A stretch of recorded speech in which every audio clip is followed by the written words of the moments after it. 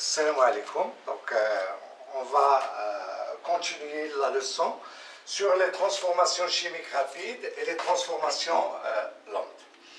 Bon, grand 1, on a vu un rappel sur les réactions d'oxydoréduction.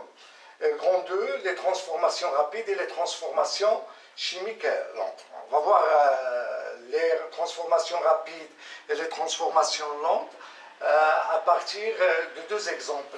Bon, exemple 1 et exemple 2. L'exemple 1, ça concerne la réaction entre le diiode, I2, et les ions thiosulfate, S2O3, AQ. Voilà, le diiode AQ est une solution qui a une couleur jaune très pâle. Le thiosulfate de sodium est une solution incolore. Et lorsqu'on mélange les deux solutions, on constate que la couleur du diiode disparaît rapidement.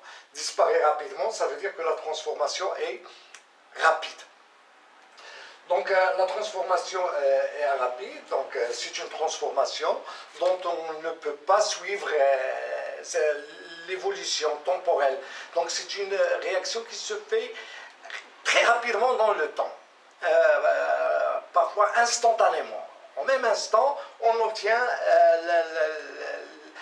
les réactifs. Voilà, donc on a les réactifs et on obtient l'état final instantanément. Donc, voilà, une transformation rapide, on ne peut pas suivre son évolution dans le temps. Donc, on vous donne les couples redox qui interviennent dans cette réaction.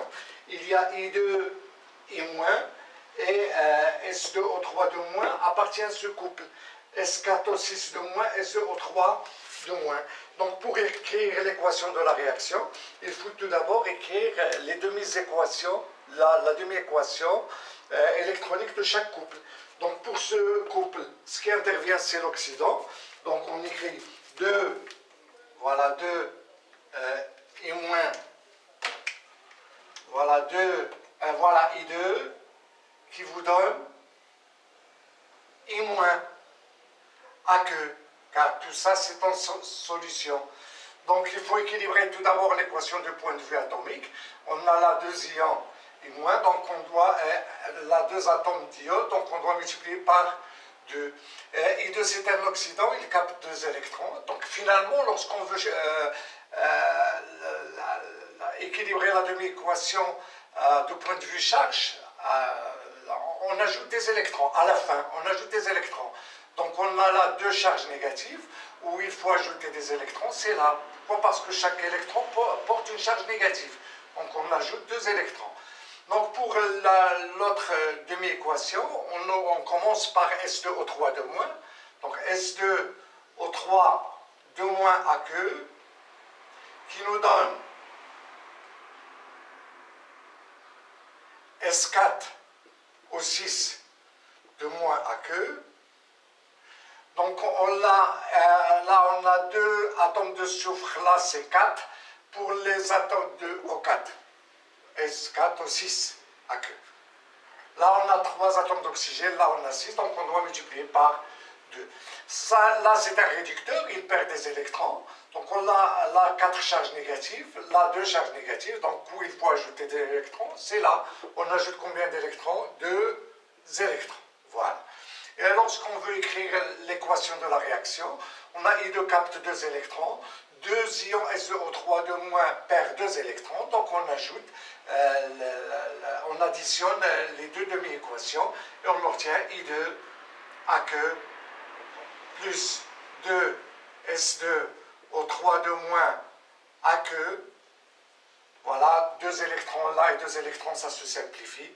Ça nous donne 2I- AQ plus S4O6 de moins AQ.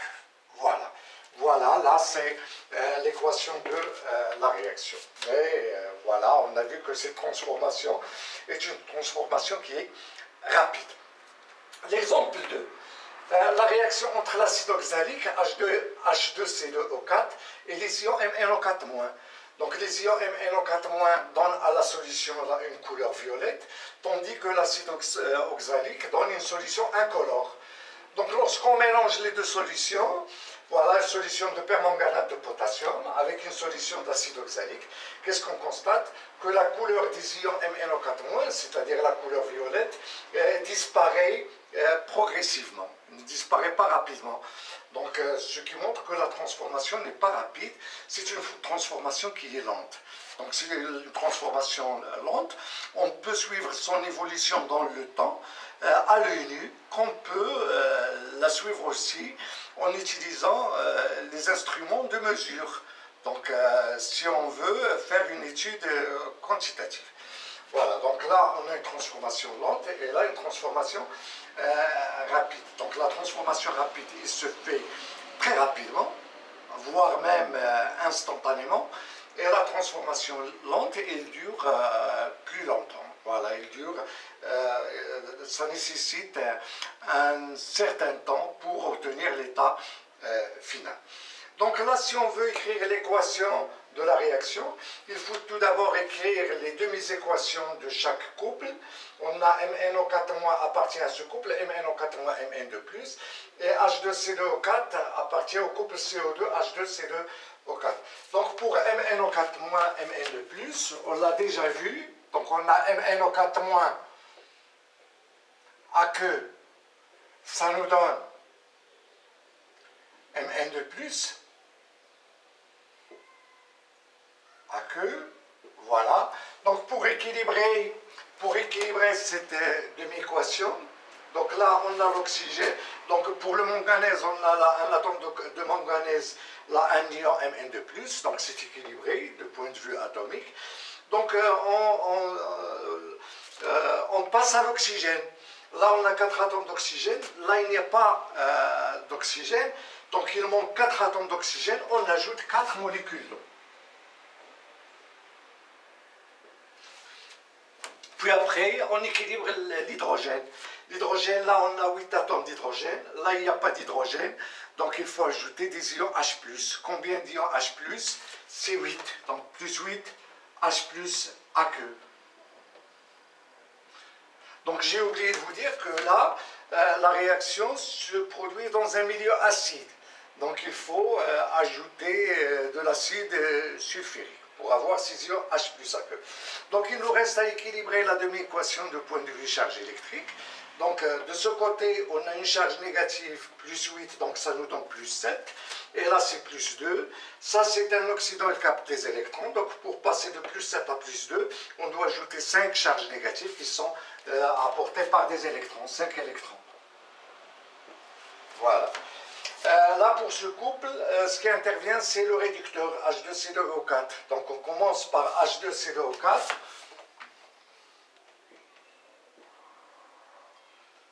Qui nous donne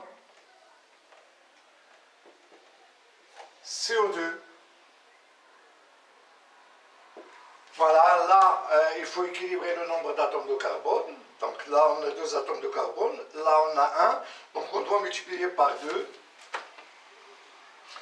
Pour le nombre d'atomes d'oxygène, là 4, aussi, là on a 4 atomes d'oxygène, donc c'est équilibré. On passe ensuite à l'hydrogène. Donc on a 2 atomes d'hydrogène, là il n'y a pas d'hydrogène, donc plus 2H plus H. Donc lorsque la demi-équation est équilibrée de point de vue atomique, on cherche là où il faut ajouter des électrons. Donc là, et on sait que les électrons portent des charges négatives. Là, la charge c'est 0, là c'est plus 2, donc où il faut ajouter des électrons, là. On ajoute combien d'électrons? Plus 2 électrons. Donc voilà les deux demi-équations. Et pour écrire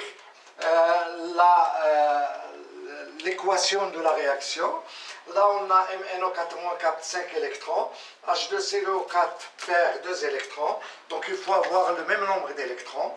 Donc qu'est-ce qu'il faut faire? Il faut multiplier 5 par 2, voilà, et 2 par 5. Donc on multiplie la première demi-équation fois 2, et la deuxième fois 5. Voilà, et on ajoute les deux termes des deux demi-équations. Donc on a là 2 MnO4-,